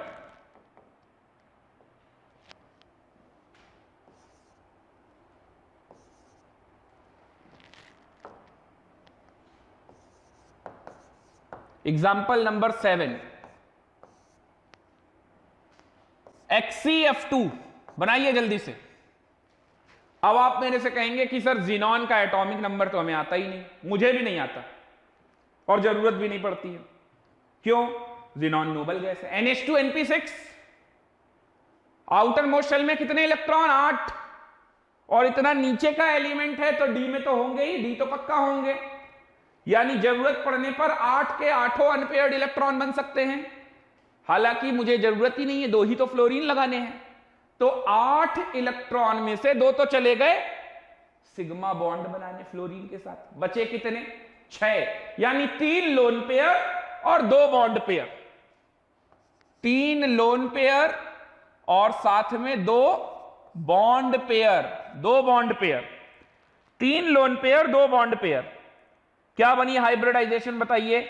चाहो तो आप अपना वो मंत्र याद कर लो, 5 आ जाए तो sp3d, है ना, वही वाला आ रहा है। अब तो आपको समझ में आ गया होगा वो मंत्र का मतलब क्या होता है। पहला s जाएगा, फिर दूसरा p जाएगा, फिर आगे d जाएगा। तो हाइब्रिडाइजेशन क्या हो गया, हाइब्रिडाइजेशन क्या हो गया, sp3d। कुछ रटने की जरूरत ही नहीं है, ऐसे ही समझ में आ जाएगा सब कुछ। sp3d विद कितने लोन पेयर भाई, 3 lone pair, 3 lone pair electron. ठीक है, चलिए 3 लोन पेयर हैं, इलेक्ट्रॉन ना लिखिए नहीं तो कंफ्यूजन होगा। 3 लोन पेयर, ठीक है। आगे बढ़ते हैं। जिमेट्री, जिमेट्री क्या होगी इसमें, जिमेट्री, तो जिमेट्री तो बदलती नहीं है लोन पेयर आने से, तो जिमेट्री तो अभी भी क्या रहेगी, टीबीपी, क्योंकि उसी जगह पर हम लोन पेयर लगा देंगे। अच्छा, जिमेट्री ये रहेगी, तो शेप क्या हो जाएगी, ये तो स्ट्रक्चर बना के ही पता चल पाएगा। तो देखिए जिनॉन ये बनाया। अब बताइए फ्लोरीन 2 लगाने हैं, कहां लगाएंगे, तो ऑब्वियस सी बात है, हमने बेंट रूल पढ़ा है, वो थोड़ी ना भूल जाएंगे। तो ये तो यहीं पे रहेगा एक्सियल पे, यहां पर ही लगाएंगे फ्लोरीन। यहां पर पीडी कैरेक्टर है, इसका मतलब यहां पर लोन पेयर, यहां पर लोन पेयर और यहां पर भी लोन पेयर, ऐसा कुछ बनेगा। और ये सब है एक तरीके से एम्प्टी स्पेस, तो इसको मैं ऐसे भी लिख सकता हूं, ये रहा जीनॉन, ये रहा फ्लोरीन, ये रहा फ्लोरीन। अब बताइए आपको कैसी शेप दिख रही है, सीधी लाइन दिख रही है कि नहीं, तो शेप का नाम क्या हो गया, लीनियर। वैसे भी लोन पेयर प्लेनर ट्राइगोनल वाले में डाल दिया गया है, यानी प्लेनर ट्राइगोनल आपस में समझ लेगा, तो ये तीनों एक दूसरे को कैंसिल आउट करेंगे। लोन पेयर है तो ये वाला और ये वाला बराबर बराबर दूरी पर लगा है और बिल्कुल सीधा लगा है, यानी कि ये बॉन्ड एंगल कितना हो गया, 180 डिग्री। तो बॉन्ड एंगल कितना हो गया, 180 डिग्री, और म्यू बराबर हो गया 0। अब याद करो उन महान विद्वानों को जिसने आपसे, किसी ने भी अगर ऐसा कभी कहा हो कि लोन पेयर आने से हमेशा बॉन्ड एंगल डिक्रीज होता है। मैंने आपको बताया भी था, कुछ लोग तो यहां तक बता देते हैं कि एक लोन पेयर आने से 2 से 2.5 डिग्री बॉन्ड एंगल कम हो जाता है। तो भाई टीबीपी में 120 डिग्री और 90 डिग्री होता था बॉन्ड एंगल, 3 लोन पेयर आने की साथ साथ 3 लोन पेयर आने की वजह से 7.5 डिग्री के आसपास कम हो जाना चाहिए, ये तो 180 हो गया, बढ़ गया। तो ऐसा कोई रूल ही नहीं था, ठीक है। तो ये रहा हमारा HCF2 लीनियर। तो टीबीपी में अब आप लोग याद रख लीजिए, अब आपको समझ में तो आ गया। अब सवाल जल्दी करना है, टिक जल्दी लगाना है, OMR जल्दी फिल करना है। टीबीपी में अगर 1 लोन पेयर आएगा तो शेप क्या हो जाएगा, सीसॉ, 2 लोन पेयर आएगा टी शेप, 3 लोन पेयर आएगा तो लीनियर हो जाएगा। ये जल्दी करने के लिए, बट इसको रटना नहीं है, बिना समझे रटोगे तो ऐसा लगेगा यार कभी अगर भूल भी गए तो दोबारा कभी रिकॉल भी नहीं कर पाओगे, फिर तो छोड़ के ही आओगे या तो गलत करके आओगे। HCF2, तो ये अपना कंप्लीट हुआ sp3d हाइब्रिडाइजेशन, ये अपना कंप्लीट हुआ sp3d हाइब्रिडाइजेशन। ये सब कुछ इस बार के संडे के टेस्ट में आ रहा है, पूरा हाइब्रिडाइजेशन कवर किया है। sp3d हाइब्रिडाइजेशन, यहां तक कोई डाउट, कुछ पूछना है यहां तक, sp3d हाइब्रिडाइजेशन क्लियर हुआ, sp3d क्लियर हुआ।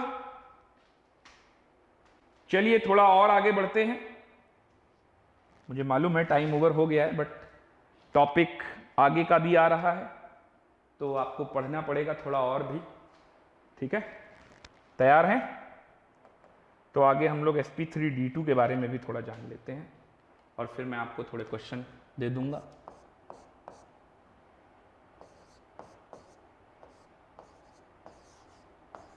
sp3d2 हाइब्रिडाइजेशन, नेक्स्ट हेडिंग डाल दीजिए।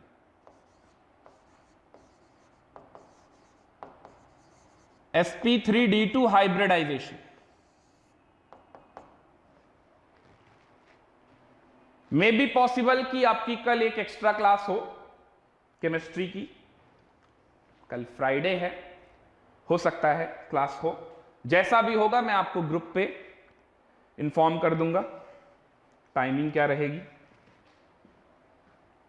sp3d2 हाइब्रिडाइजेशन में क्या होगा देखिए, एक s, अब तो समझ गए ना, 3p, px, py, pz और 2d ऑर्बिटल मिलकर, कितने ऑर्बिटल, एटॉमिक ऑर्बिटल मिल रहे हैं, 6, तो हाइब्रिड ऑर्बिटल भी कितने बनेंगे, 6 हाइब्रिड ऑर्बिटल बनेंगे, 6 हाइब्रिड ऑर्बिटल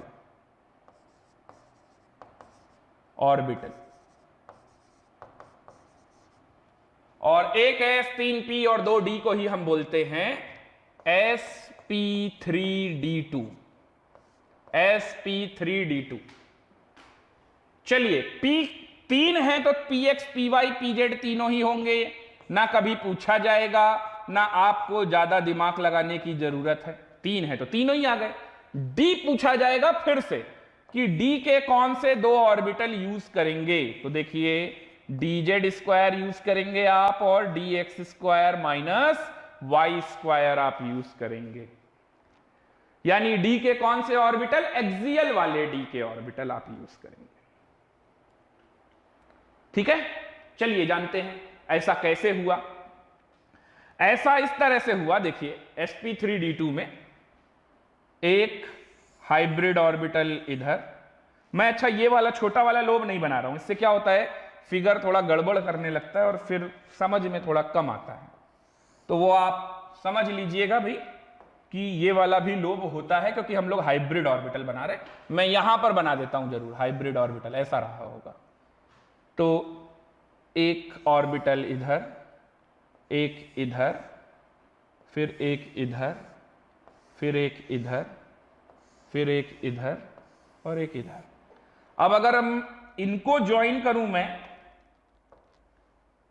अगर मैं इनको ज्वाइन करूं तो ये मुझे स्क्वायर प्लेनर जैसा लगेगा, और इस स्क्वायर प्लेनर में आगे की तरफ, आपकी तरफ ये वाला लोब है और पीछे की तरफ, स्क्रीन के पीछे की तरफ ये वाला लोब है, तो स्क्वायर और आगे से बन रहा है एक पिरामिड और पीछे से बन रहा है एक पिरामिड, तो ज्योमेट्री इसकी कैसी हो गई, square bipyramidal, square bye pyramidal geometry. इस ज्योमेट्री को हम क्या कहेंगे, स्क्वायर बाय पिरामिडल,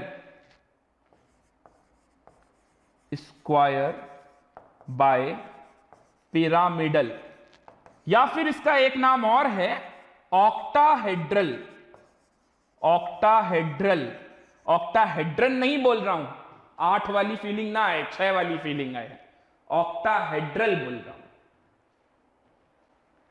ऑक्टाहेड्रल या फिर स्क्वायर बाय पिरामिडल, ऐसी ज्योमेट्री बन जाती है sp3d2 में। चलिए झट से समझते हैं कि यहां पर कौन सा एग्जाम्पल यहां फिट बनेगा। अच्छा, परसेंटेज ऑफ डी कैरेक्टर निकाल लेंगे, परसेंटेज ऑफ डी कैरेक्टर, कितने ऑर्बिटल यूज हुए, 6, और उसमें डी के कितने थे, 2, 2/6 इंटू 100, 33.33%, 33.33%। चलिए आपने पीछे जान लिया था dz स्क्वायर क्यों यूज हुआ, तो यहां पर आप झट से समझ जाएंगे। वो कैसे, ये जो आप स्क्वायर प्लेनर देख रहे हैं, यहां पर s, px और py से xy प्लेन कवर हुआ, ठीक है।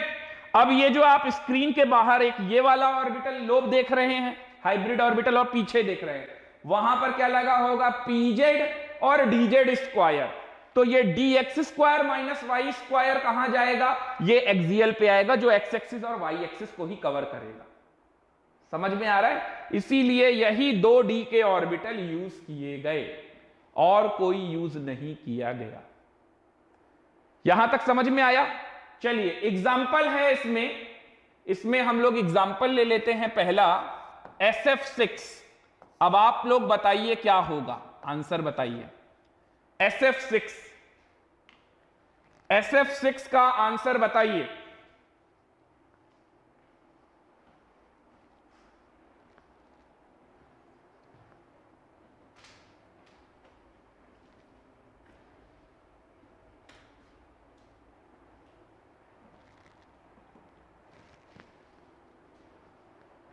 अगर मैं इतने एग्जाम्पल आपको ना कराऊं तो यह टॉपिक बहुत जल्दी खत्म हो जाता है। हाइब्रिडाइजेशन एक दिन में भी पढ़ाया जा सकता है, लेकिन वो एक दिन में पढ़ाना सिर्फ खाना पूर्ति करने वाला काम होता है। अगर मैं एक दिन में पढ़ाता तो आपको इतनी सारी बातें क्लियर भी नहीं हो पाती कभी, और आप हर एग्जाम्पल में फंसते। जितना मैं आपको बता रहा हूं, बस आप अगर इतना पढ़ ले गए तो एक भी ऐसा सवाल नहीं होगा जो आप हाइब्रिडाइजेशन का ना बना पाओ। बट इतना आपको अच्छे से तैयार करना है।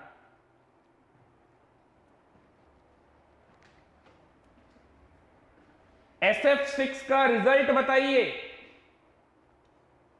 SF6 hybridisation, geometry, shape. अब कोई भी ground state, excited state, sigma bond, pi bond, ये सब मत बनाओ। डायरेक्ट करना करो, सॉल्व डायरेक्ट करो इसको, सारा कैलकुलेशन माइंड में करो। Structure, bond angle, bond angle, dipole moment,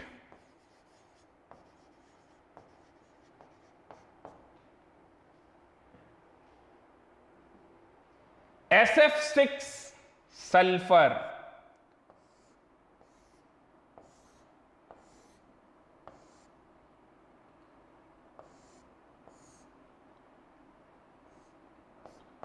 एक फ्लोरीन, दूसरा, तीसरा, चौथा, पांचवा और ये छठा।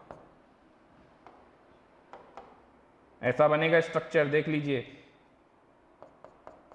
ये आएगा स्क्वायर प्लेनर में। स्क्वायर ना दिख रहा हो तो बना लेना। समझ गए?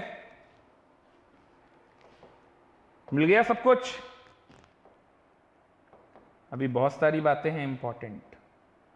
Hybridisation, sp3d2, geometry, square bipyramidal, square bipyramidal, या फिर ऑक्टाहेड्रल। शेप यही रहेगी सेम। स्ट्रक्चर बता दिया। बॉन्ड एंगल 90-90, वो कैसे? देखिए इधर SF6, ये जो स्क्वायर प्लेनर में आप ये वाला एंगल देख रहे हैं, ये 90 डिग्री है, और जो ये वाला एंगल बनेगा ये भी 90 डिग्री होगा। तो चलिए झट से बताइए कितने 90 डिग्री बनेंगे।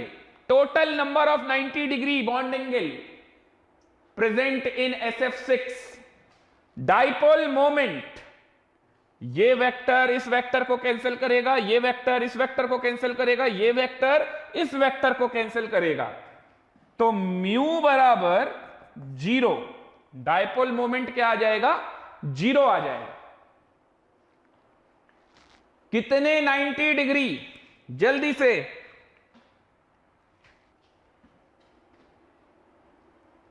Bond angle 90। अरे mu does not equal to 0 क्यों लिखा है स्मृति? म्यू 0 होगा ना बेटा। देखो सारे वेक्टर एक दूसरे को कैंसिल कर जाएंगे, चाहे फिजिक्स की मदद से सॉल्व करो, चाहे केमिस्ट्री की मदद से सॉल्व करो, या फिर मैथ्स लगा के सॉल्व करो, आंसर सेम आएगा। कितने? जल्दी बताइए।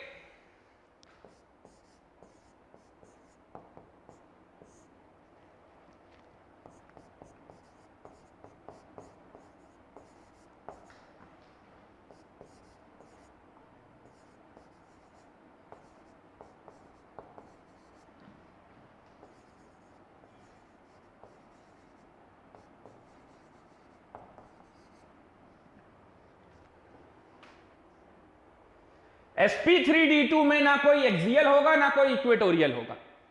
क्यों? मेरे को तो ये वाला एक्सियल लग रहा है और ये वाला इक्वेटोरियल हो रहा है। ऐसा इसलिए लगता है आपको क्योंकि आपको लगता है जो ऊपर की तरफ एक्सिस निकली होती है उसको आप एक्सियल मान लेते हैं और उसके रिस्पेक्ट में दूसरे को आप क्या मान लेते हैं? इक्वेटोरियल। ऐसा नहीं है। टीबीपी में तो ऐसा था, लेकिन यहां पर ऐसा नहीं है। क्यों नहीं है, चलिए मैं आपको बताता हूं क्यों नहीं है। ये देखिए, ये है SF6, ये है SF6, ये SF6 का मॉडल है। ये येलो कलर का एटम क्या है, सल्फर, और ये व्हाइट कलर वाले फ्लोरीन, तो ये SF6 हो गया। और ये स्क्वायर बाय पिरामिडल है, यहां पर ये 4 फ्लोरीन मिलकर स्क्वायर प्लेनर बना रहे हैं, और ये ऊपर एक फ्लोरीन और एक ये नीचे फ्लोरीन। चलिए पहले मैं अपने पहले वाले सवाल का जवाब देता हूं। कितने 90 डिग्री ढूंढ पा रहे हैं आप?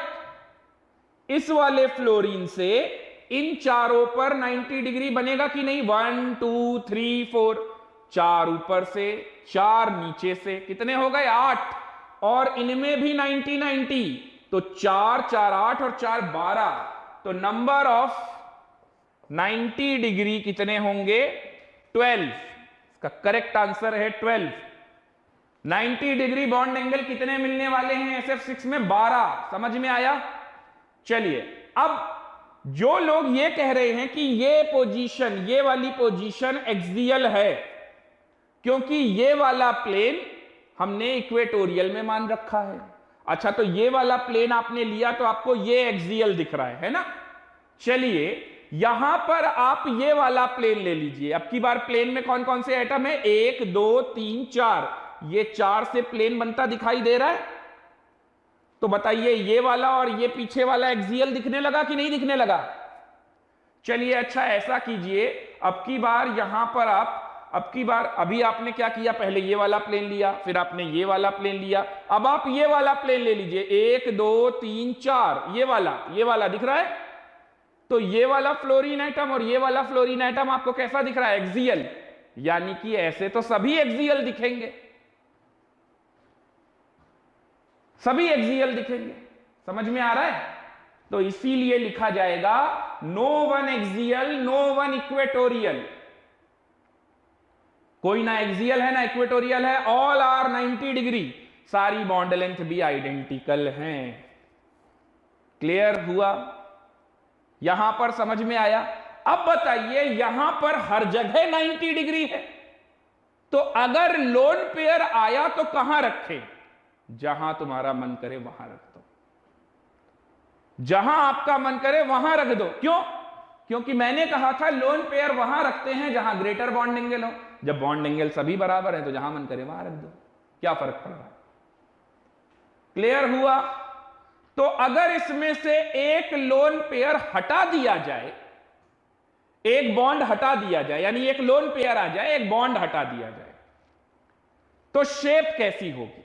चलिए इसको हटा देता हूं मैं। इस बॉन्ड को एक हटा दिया और यहां पर एम्प्टी स्पेस लोन पेयर आ गया, तो ये लोन पेयर ये नीचे वालों को धक्का देगा कि नहीं? तो ये ऐसा हो जाएगा, यानी ये स्क्वायर प्लेनर वाले थोड़े से झुक जाएंगे नीचे की तरफ, नीचे की तरफ झुक जाएंगे। अब देखिए, आपका एक यहां से जो पिरामिड बनता था, जो आपका इससे जो पिरामिड बनता था वो गायब हो गया। अब आपका पिरामिड सिर्फ इससे बनेगा, इसका इन चारों के साथ। तो स्क्वायर पिरामिडल बाय हट गया, स्क्वायर पिरामिडल हो गया ये एक लोन पेयर आने पर। तो अगर एक लोन पेयर आएगा तो ज्योमेट्री तो अभी भी ऑक्टाहेड्रल ही रहेगी, लेकिन शेप क्या हो जाएगा? Square pyramidal. चलिए, अच्छा इसी में 2 लोन पेयर अगर आ जाएंगे तो क्या करेंगे? एक और हटा दीजिए, कहीं से भी हटाइए, कोई फर्क नहीं पड़ता। एक और हटा दिया। अब ये क्या दिख रहा है आपको? बताइए, ये क्या दिख रहा है आपको? ये क्या दिख रहा है आपको? Square planar. कैसा दिख रहा है आपको? ये स्क्वायर प्लेनर। तो ये स्क्वायर प्लेनर हो जाएगा, और अब जितना रिपल्शन एक लोन पेयर देगा उतना ही दूसरा उसको कंपनसेट कर लेगा। तो अब ये बॉन्ड एंगल सभी फिर से 90 डिग्री आ जाएंगे। लेकिन अगर एक लोन पेयर रहेगा और एक बॉन्ड पेयर अभी यहां लगा हुआ है, तो ऐसे में देखिए 90 डिग्री नहीं होगा, क्योंकि लोन पेयर वाला इन बॉन्ड पेयर वालों को झुकाएगा, तो ये एंगल थोड़ा ऐसे हो जाएगा। तो अगर ये थोड़ा ऐसे हो जाएगा तो ये 90 डिग्री से कम हो जाएगा, तो आप बोलेंगे लेस देन 90 डिग्री। एक लोन पेयर आएगा जिसमें आप स्क्वायर पिरामिडल शेप रिपोर्ट कर रहे हैं, तो वहां पर आप बॉन्ड एंगल क्या बोलेंगे, लेस देन 90 डिग्री। लेकिन जब दो लोन पेयर आ जाएंगे तब आप बोलेंगे ऐसे में bond angle 90 degree, square planar. क्या सभी को मेरी बात समझ में आ गई? क्या आप सभी को मेरी बात समझ में आई? यहां तक किसी को कोई डाउट?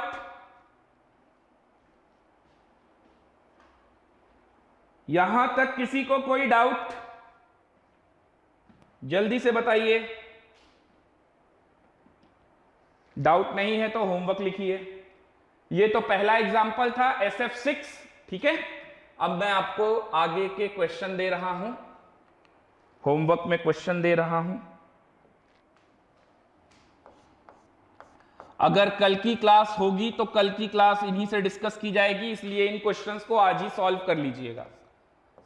तो इसमें पहला दे रहा हूं मैं आपको IF5। अब आप ध्यान से देखिए, इसमें एक लोन पेयर आ जाएगा, 5 बॉन्ड बन जाएंगे फ्लोरीन से, और आयोडीन की आउटर मोस्ट शेल में कितने होंगे, 7 इलेक्ट्रॉन। तो 5 बॉन्ड पेयर, एक लोन पेयर, sp3d2 में एक लोन पेयर आ जाएगा।